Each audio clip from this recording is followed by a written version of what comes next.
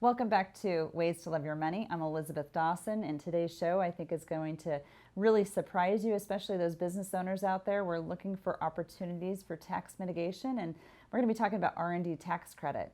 But here, before we start the show with our guest, we want to talk about really this fourth quarter. We're now in it.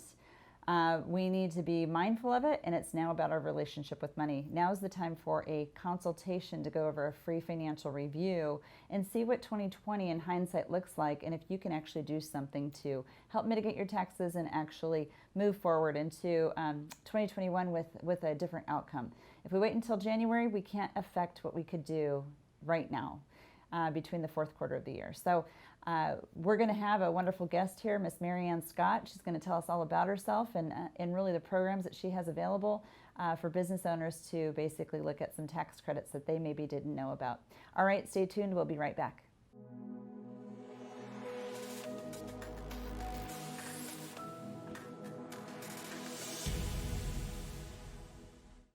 Welcome back to Ways to Love Your Money. I have Miss Mary Ann Scott here, and she is going to be an amazing lady that's going to talk to us about this R&D tax credit. She works for the company Business Group Resources, and it's a firm up in Irvine, California, and I cannot wait to introduce her to you, to this group. So thank you so much for being here, Miss Mary. Do you like to go by Mary, Mary Ann, or how do you like to be referred? Mary Ann. Well, beautiful to meet you today. I'm so excited to learn about this R&D tax credits that you have to, just tell us so much about. I saw some different requirements and things of that nature, and this is where most business owners don't even know this is an available option. So educate us, please. Yes.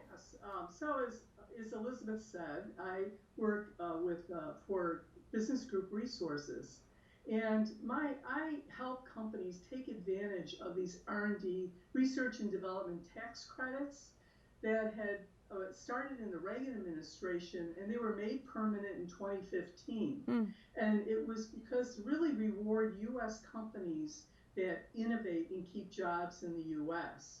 So with that, 95% of most small to medium-sized businesses don't even know about it. Wow. And that's my role as a marketing person, is to really help educate those business owners that are out there. And when you think of research and development, people think, oh, gee, I'm not in a lab with the beakers and coming up with a new drug or coding software. This is a very broad definition when we say research and development. It is, do you have a creative element to what you do? And if you do, and that is each customer interaction is unique. Mm-hmm. You're developing something different and new. If you have that, plus you have at least one W-2 employee and you pay federal taxes, mm-hmm. then most likely you're eligible. Wow. So with that, it's really amazing. It is probably easier to say who's not eligible. Okay. It's really more the retail establishments, bars and restaurants. Okay. But everybody else, it's pretty broad when we say that. So research and development, would that fall under the category of education? Is there some marketing expenses? I guess I need you to fill those blanks in for basically the people that are outside of medical. Well, you know what, and I am not a tax expert, so to be able to say, but we actually have a list of questions that we have, let's say, new clients that are wanting to take a look at this, mm-hmm. and we go through those list of questions, which is really tied to the tax, this R&D tax thing. And so questions like, do you custom design a solution? Do you brainstorm ideas? Do you research and try new, let's say, materials, or you develop new mm-hmm. processes? Sure. Do you do any online training, mm-hmm. For your employees? Do you use CAD, like computer-aided design type of software, let's say, to come up with a plan? So when you think about it, I'll give you just an example. Sure, I love it. Recently, okay. Yeah, I love it. I'm excited. I can't wait to hear more. Yeah, I just recently got a local dentist back $165,000. And you may say, now, why would a dentist qualify qualify for this? Well, if you think about it, you go in the dentist office and you're a patient. You got a toothache. He's got to diagnose it. It's unique diagnosis to you. He comes up with a plan. He may have to, find it's the filling and have to take it out. He actually puts the filling in, and just the act of putting materials together, Mm-hmm. maybe he's using some new material that he just researched Sure. that he is putting your tooth. All of that's considered R&D. Think of it, he's making something, maybe making veneers, making a crown. That's all manufacturing if you really think about it. Mm-hmm. So in that case, that's why dentists, certainly doctors, but we've handled pretty much you name it. It's anywhere from general contractors to financial services companies to of course manufacturing. Everybody thinks of that. So it is that creative element that's important to have. And I did a little research on this, Marianne, and I saw that there has to be less than $5 million in annual revenue. I saw that, and then I saw also something about that they basically is it just new businesses like up to 5 years old, or can it be even businesses that are older that can qualify for this tax Well, credit? yeah, there's no revenue limit. In fact, think about it. If you look, Amazon, for example, in 2018, Mm-hmm. got back $419 million Oh in my R&D gosh, tax credits. you've Okay, got so to be all the kidding! big companies know about it. They're all doing it. We Wow. just did a general contractor up in the Bay Area. Mm-hmm. They're getting back 1.9 million, Oh and my they're gosh! doing 50 million in revenue. So Wow. we've done both big companies Mm-hmm. all the way down to wholesale flower shop. You Wow. know, we've done pool cleaning services. Think about even the small business, Mm-hmm. plumbers, Mm-hmm. we've helped, HVAC companies. So just to give you some example, there's really no limit as far as how much revenue. The thing is that it's necessary to pay taxes, Mm-hmm. and the reason is you're getting that tax money back. Right. And when you do get those credits back, it's tax-free money you get back into your pocket. That's So you amazing. could do with that money anything you want. Mm. There's no restrictions. So you say any size of business owner or business client, any size works. And Yes, but we would prefer someone at least doing $500,000 in revenue a year. okay. You want to make sure there's enough tax credits, that they paid maybe close to 20,000 a Mm-hmm. year in taxes, Mm-hmm. in federal taxes. Then there's opportunity to get some of that money back. Mm-hmm. Mm-hmm. So why do you think that most CPAs aren't really offering this R&D tax credit? Well, very good question, because I get that all the time. Yeah. There's really three reasons. The kind of answers we have, and I've spoken to quite a few CPA firms. One is they really don't know that much about it. This is a very specialized, complex tax law. So this is something that you really have to have that level of expertise. Just like, think of your CPA as a general practitioner. You go Mm-hmm. in, you see your doctor once a year, you get a physical, and they'll send you to a specialist. Hey, you've got a heart problem, you're going to see a cardiologist. The same thing, now when you're getting into this R&D tax credit area, you want to go to a specialized tax firm. And as I said, Business Incentive Solutions only does this kind of tax work. They don't do the tax work that your company's CPA firm does. Okay. And they're not there to do that kind of work. There's over 700 actually tax credit programs, Wow. both on a local, federal, state and federal level. So our tax firm is really on top of it. The second thing is that CPAs tend to think, oh, it's only manufacturing. Just like the dentist that I mentioned, Mm-hmm. talked to his CPA firm, he couldn't understand why his dentist was qualified. And, we walked him through it. And actually, the third thing is that they're so, they have a lot of CPAs have some misinformation, and they'll say to the client, don't do it. You're going to get audited. Mm-hmm. And they instill this fear. I've had several potential clients say, hey, my CPA said, no, don't do it. You're going to get audited. Mm. And then that actually can stop the whole conversation. Mm. Which brings me up to the point of audits.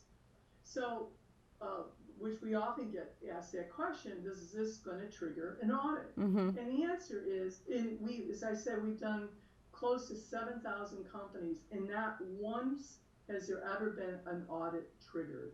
That's great. And the reason being is that because of R&D tax credit. Now, if a company's doing something that's not right, the IRS will pick up on it. Mm. You can potentially get audited for some other reason. But the thing is that when our CPAs, we do a free incentive analysis. So if any of you are interested, you can say, hey, I'd like to take a look at it. We will do a free analysis of that and give you a very good idea as to how much money you're eligible for. Mm-hmm. And then and by the way, we can go back, the federal government allows us to go back 3 years in taxes. So Wow. right now, you're eligible for 2017, 2018, and 2019. And oh, by the way, if you're a California company, Mm-hmm. The R&D program was so successful on a federal level that California actually mirrored the same thing, and they're the most generous state Wow. in the country in tax credit. So for every dollar you get back in federal, on average, you will get back 50 cents from the state. So Wow. we can go back 4 years with the state of California. Well, that's amazing. I would imagine that you're so busy right now. I can't imagine. Yeah. Yeah. Yeah, absolutely.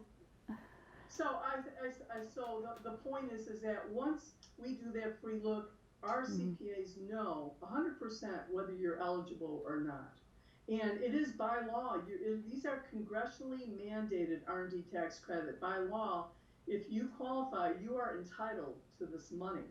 So if in fact they look at your, because we have to look at the taxes, and the CPAs actually do that, and they say, no, they're not qualified, we'll send the client and say, you're not qualified, no recovery, for whatever tax reason that they have. But once we finish and do the work, we actually do amended returns.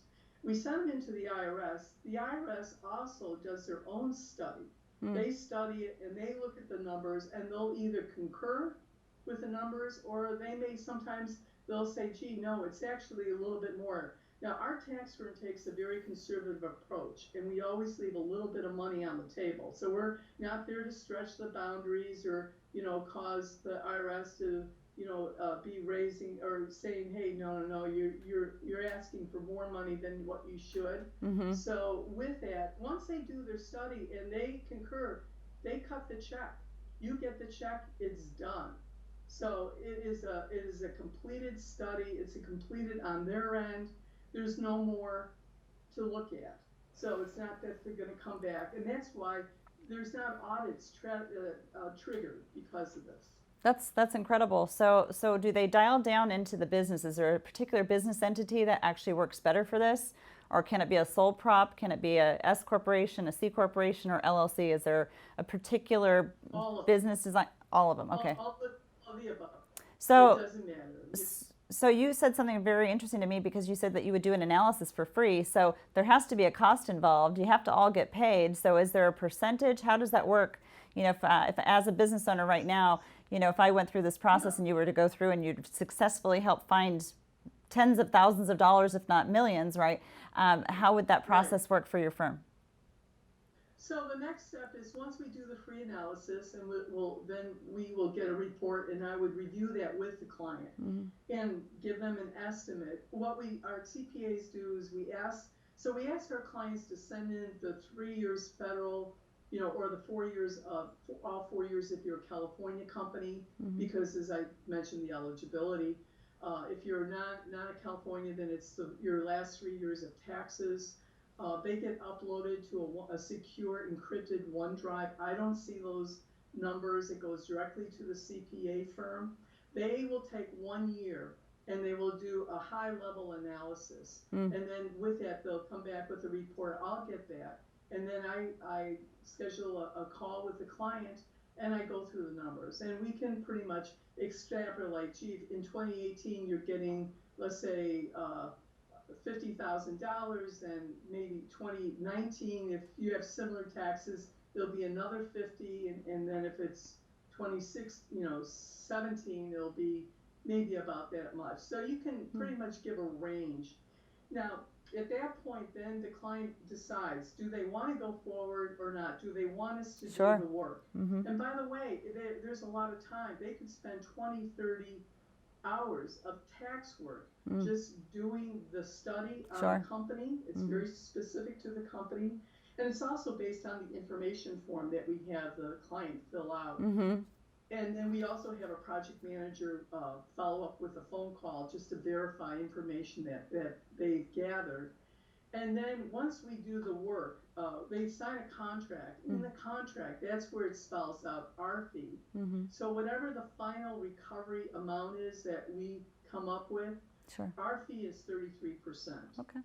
And that the way we get paid is when we finish the work, when we actually have the docs completed, I get a final invoice. And because now all the taxes have been done by a year, Okay. both federal and state, and then based on those numbers, we can see what the final amount of the recovery dollars are. And with that, we say, okay, 33% of that is our fee, of which 50% of that is due at the time that they sign the docs. Okay. So when they're, we require that fee at that point, 50% of the fee. Then the docs get signed. We use DocuSign. They sign the docs. Our CPAs handle all of the returns. They send it into the taxing authorities. And then when the client gets their checks, as the checks are coming in, that's when we get the remaining 50%. Okay. And now, if they're paying this as a professional fee to you all, does that create a deduction for the business owner again because they just paid you a fee? Is that something that goes on the balance sheet? That I don't know. Okay. Just curious questions. Yeah. Yeah, that's the first time I've been asked that, and I don't know the answer to that. Well, Marianne, I have to say you are quite impressive. This is a very impressive conversation. We work with a lot of business owners. I think that the big piece on the news in the past several years has been cost segregation. This seems way more exciting than cost segregation, but I think that also flows within this as well. So your firm is located in Irvine, but do you work across the country or do you? That's right. Yeah. Okay. Nationally. I just finished a company in Maryland, a $10 million company, and it's an S Corp, 2 shareholders, and they're going to get back a combined of $275,000. Isn't that amazing? So $275,000 that they didn't have before, and a third of that goes to y'all. I mean, I think that's not a bad trade-off. Yeah, and the reaction, because I have to, when I get back these big numbers, I'm thinking, okay, now how do I set this up? I go through and walk them through.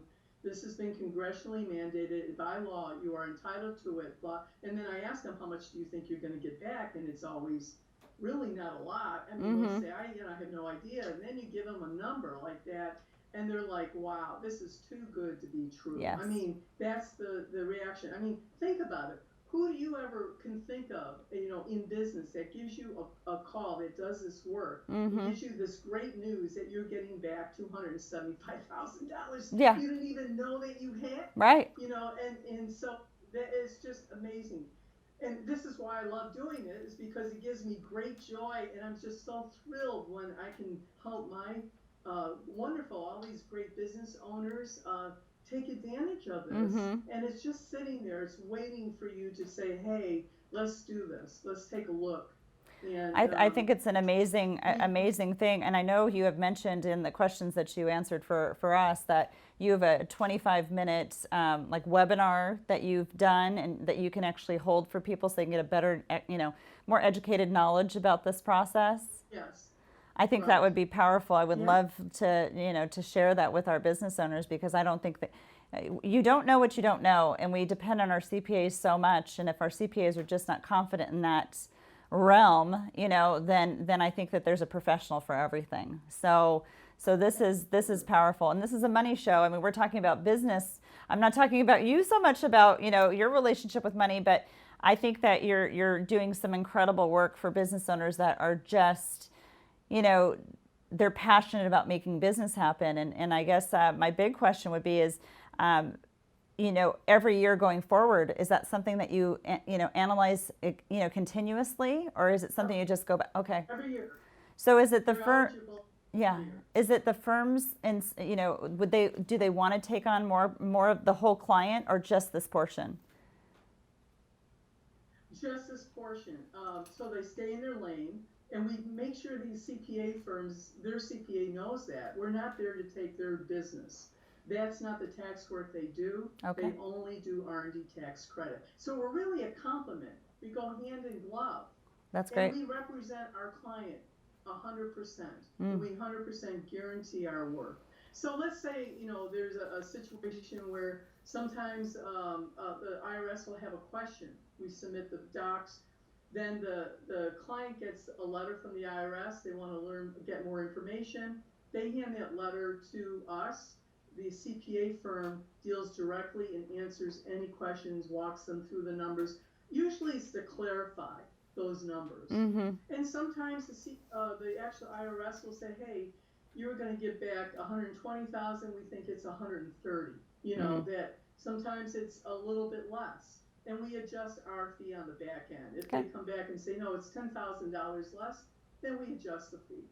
So that's Well, I think it's we incredible. take great pride. Yeah, I think it's incredible. And Marianne, I'd love to have you come back on the show and just kind of tell us even more information, because I think that your firm offers so much. But that's one of the biggest things I say to people all the time, that I've never met anyone that likes to lose money, and I've never met anyone that loves to pay more taxes than they need to. So this is like you say, hand in glove. I love the analogy, because it works and coordinates perfectly.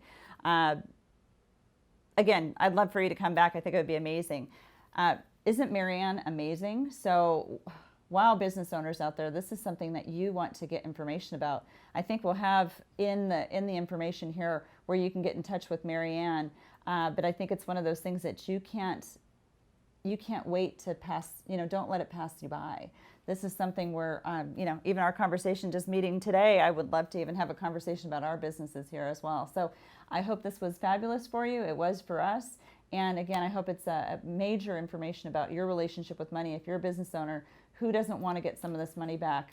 And if we can do it all based on tax law, what a wonderful thing. Again, thank you so much, Marianne. It's been a pleasure to have you. You're welcome. Thank you for having me. Yes. Wasn't Marianne wonderful? Boy, my business owner clients really want to know about that. We just need to see what's available to us. There's so much tax law out there that we really don't understand. So without further ado, we're going to talk a little bit about the closing of this Ways to Love Your Money podcast. And we want you to check out our Instagram, and our username is @Copia, COPIAWM. So we post financial tips and fun pictures and really updates about the financial world on there on a regular basis. So we'd love for you to be a part of that. We do have an audience question that I'm going to have Rachel speak to me right now, and she's going to tell me what that question is, and hopefully I'll give you the best answers I possibly can. I am struggling to stay on budget. What are some tips for keeping yourself on track? Probably one of my first tips is to really look at what we call your cash flow analysis. Cash flow analysis is where go over the last 2 or 3 months of your credit card statements and your bank statements. I am a big proponent of not using credit cards. So how does this work? Because if we even pay off our credit card each and every month, if you actually track your credit card spending, you might start to see your credit card spending getting more and more and more and more and higher. So if it's getting higher and higher, are you living within the lifestyle that your money will provide for you? So if you break down your fixed expenses and then your variable expenses, and you kind of see what they are, then it's time to kind of see which ones do I need to maybe shrink down. What am I willing to sacrifice to get what I want? So if I'm willing to sacrifice enough to be able to save the money I want to save, we should have something showing for the hard work that we're actually doing out there. We should start saving in our opportunities, whether it's life insurance, whether it's 401k to the match, whether it's a Roth IRA if you can qualify, if you're a business owner looking at maybe some defined benefit planning, 401k, things of that nature that you can create for your employees. Those all have a big gamut of exposure. So how do we get you on your personal budget and help you manage that better? You need to get in touch with your finances and see what you have to spend and what you don't have to spend. Is your fixed expenses is going to be your rent or your mortgage. your car payment, your car insurance, those shouldn't fluctuate. Your variable ones are all the lifestyle. We're working extremely hard each and every day to make the money that we make, but are we paying ourselves first? Paying ourselves first is probably the most important part. Obviously, the government has their hands in our pocket before we even get our paycheck, but what we have to work within our budget and our means, we need to see our own financial behavior. So if you want a copy of our budget analysis worksheet that we created, and you can follow suit with that, you're welcome to even call our office and ask to have that emailed to you. You can give us a ring at 619-640-2622. We'd love to send it to you and give you some direction on how to do it. We also talk about this a little bit in our book, Wealth by Design, so that's something that maybe you want to ask a copy for as well. All right, I hope you enjoyed this show. We did, and we so much look forward to having our next show come out, so stay tuned each week.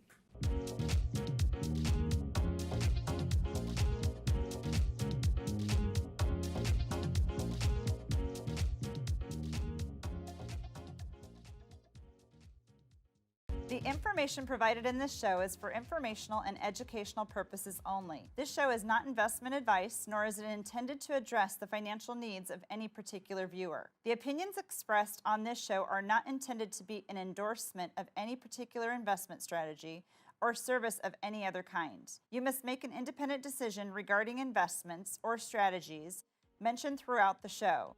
Before acting on information in this show, you should consider whether it is suitable for your particular situation and strongly consider seeking advice from a financial advisor.